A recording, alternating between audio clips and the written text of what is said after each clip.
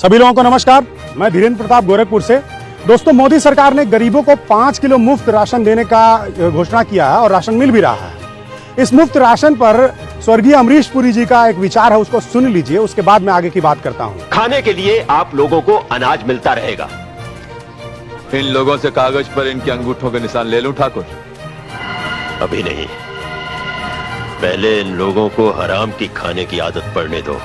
हाँ, तो दोस्तों, आपने अभी अमरीश पुरी जी का विचार सुना, जिसमें अमरीश पुरी जी बोल रहे हैं कि जनता को पहले हराम का खाने की आदत डाली जाए, जनता को हराम खोर बनाया जाए। तो क्या यह आदत हमारे देश के लोगों को पड़ चुकी है? जी हाँ, बिल्कुल पड़ चुका है। इसका एक सटीक उदाहरण मैं आपको बता रहा हूँ। दोस्तों, कोरोना के समय में लाखों लोग मरे। ऐसा कोई व्यक्ति नहीं है देश में जिसके परिचित में कोई मरा ना हो, कोई रिश्तेदार मरा ना हो, कोई सगा संबंधी उसका मरा ना हो। और उस दौरान ये लोग इस तरह से सोशल मीडिया पर रिएक्ट कर रहे थे जैसे कि लॉकडाउन खत्म होते ही सरकार के खिलाफ आंदोलन करेंगे, सरकार को उखाड़ करके फेंक देंगे, ये कर देंगे, वो कर देंगे। लेकिन इसी दौरान सरकार के द्वारा एक अफवाह फैलाई गई कि कोरोना के द्वारा मरने वाले लोगों को 10 लाख रुपया मुआवजा दिया जाएगा। कहीं कहीं भाजपाइयों ने इसे 40 लाख बता करके लोगों को गुमराह किया। और जैसे ही फैसले की घोषणा हुई, तमाम लोगों के अंदर से आंदोलन का जो भूत था वो खत्म हो गया। तमाम लोगों के अंदर जो सरकार का विरोध था वो खत्म हो गया। इससे साफ पता चलता है कि जनता पूरी तरह से हरामखोर हो चुकी है, जनता को मुफ्तखोरी की आदत पड़ चुकी है।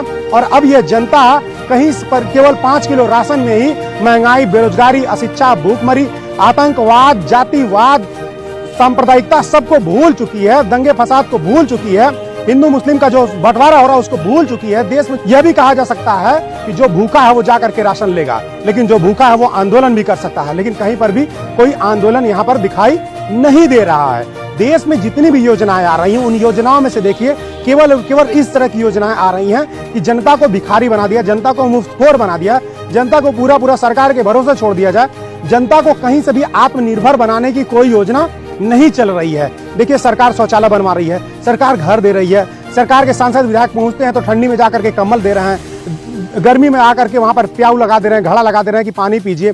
तो इस तरह की ये जो योजनाएं हैं, ये जनता को पंगु बनाने वाली है। सरकार को चाहिए कि वो जनता को रोजगार दे। सरकार को चाहिए कि शिक्षा को पूरी तरह से मुफ्त कर दिया जाए, कि एक आम आदमी पढ़ सके, उच्च शिक्षा ले सके, तकनीकी शिक्षा ले सके। लेकिन शिक्षा का पूरी तरह से निजीकरण और व्यवसायीकरण कर दिया गया है, बाजारीकरण कर दिया गया है। सरकार को चाहिए चिकित्सा की सुविधाओं को पूरी तरह से मुफ्त कर दिया जाए, लेकिन सरकार क्या कर रही है? उसको नहीं मुफ्त कर रही। सरकार आपको मुफ्त में राशन दे रही है। सरकार से सीधे सीधे मुद्दे की बात करनी होगी, सरकार से सीधे सीधे रोजगार की बात करनी होगी। जो भी खास करके ग्रामीण के जो लोग हैं, वो लोग जब कोई मुफ्त की बात आती है तो टूट पड़ते हैं। उनसे मैं कहना चाहूंगा कि ये जो मुफ्त का राशन या मुफ्त का कोई भी चीज आपको दिया जा रहा है, ये बिल्कुल मुफ्त नहीं है। ये जो आपको दिया जाता है वो सरकारी खजाने से निकाल करके दिया जाता है। सरकारी खजाना जब खर्च होता है तो सरकारी खजाने को भरने के लिए महंगाई को बढ़ा दिया जाता है, टैक्स को बढ़ा दिया जाता है, और उसी टैक्स से फिर सरकारी धन खजाना बनता है, और उसी सरकारी खजाने में से कुछ उसमें से निकाल करके आपको दे दिया जाता है और आप उसमें खुश हो जाते हैं। आप सोचिए कि पेट्रोल डीजल पर आज सरकारें 100 रुपया का पेट्रोल है तो उसमें 70-75 रुपया सरकारें जो है टैक्स ले रही हैं। मतलब 70% जो पैसा है वो टैक्स का पैसा है, और वो टैक्स का पैसा आपसे लिया जा रहा है। और मुफ्त वैक्सीन, मुफ्त में राशन, ये सरकार जो प्रचार कर रही है, सोचिए एक प्रिंटेड झोला है जिसमें मोदी की फोटो लगी हुई है, उस झोले में 5 किलो राशन दिया जा रहा है। जितने का वो राशन है उतने का ही वो झोला है। यानी कि सरकार जितना आपको राशन नहीं दे रही है, उससे ज्यादा वो पैसा प्रचार में खर्च कर रही है। ये सीधे सीधे तौर पर सरकार अपनी मार्केटिंग कर रही है, अपना वोट बैंक बढ़ाने की कोशिश कर रही है। ये दिखाने की कोशिश कर रही है कि हम आपको मुफ्त में दे रहे हैं, जो वो कहीं से भी मुफ्त नहीं है। वो भरपाई हम ही आपको करना पड़ेगा। और आज हम अगर राशन मुफ्त में मिलेंगे, कंबल मुफ्त मिलेंगे, शौचालय मुफ्त मिलेंगे, घर मुफ्त मिलेंगे, तो हमको उसका भरपाई भी करना पड़ेगा। हमको टैक्स के रूप में वो पैसा आप सरकार को लौटाना पड़ेगा, और वही महंगाई के रूप में हमारे ऊपर आकर के फिर से गिरेगा। लेकिन इसके साथ साथ जो सबसे बुरी बात है कि हमारे लोगों के बीच हरामखोर बनने की प्रवृत्ति आगे बढ़ती जाएगी, भीख मांगने वाली प्रवृत्ति आगे बढ़ती जाएगी। सरकार आपको भिखारी, भिखमंगा बनाना चाहती है। सरकार आपको आत्मनिर्भर नहीं बनाना चाहती है।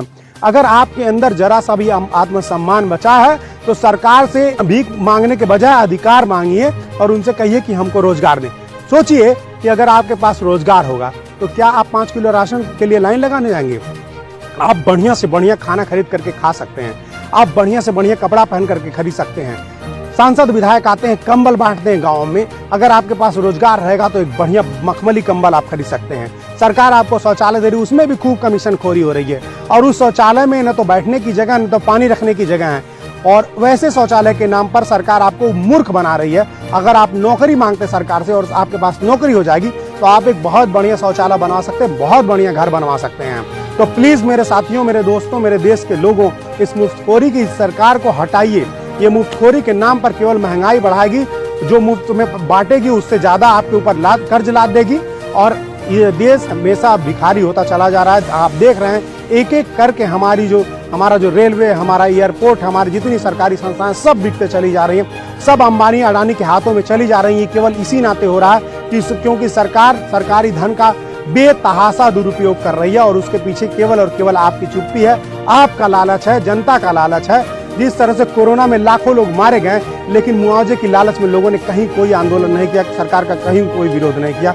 उसी तरह से आज सरकार 5 किलो राशन दे रही है, कहीं से महंगाई का कोई विरोध दिखाई नहीं दे रहा। शिक्षा व्यवस्था पूरी तरह से चौपट हो चुकी है, भ्रष्टाचार चरम पर है। आप देख लीजिए कि जितने हमारे सोशल मीडिया से लेकर के जितने लोकतंत्र को मजबूत करने वाले पत्रकार पत्रिकाएं हैं, उन सब पे प्रतिबंध लगाया जा रहा है। एक तरह से देश में तानाशाही लागू कर दी गई है, धरना प्रदर्शन नहीं करने दिया जा रहा है, कोई विरोध नहीं करने दिया जा रहा है। जो भी विरोध कर रहा है उसके ऊपर फर्जी मुकदमे लादे जा रहे हैं। तो ये जो हमारा लोकतंत्र है वो पूरी तरह से खतरे में। हम देश का जो नौजवान है उसकी मानसिकता भीख मांगने की बनती चली जा रही है। हमारा जो देश का पहचान है वो खत्म होते चला जा रहा है। इन सब से हमको बचना होगा और सरकार द्वारा चली जा रही हर चाल को समझ करके उसका जवाब देना होगा। तो उठ खड़े होइए और सरकार से भीख मांगना छोड़ करके अधिकार मांगना शुरू कर दीजिए। आप सभी लोगों को धन्यवाद।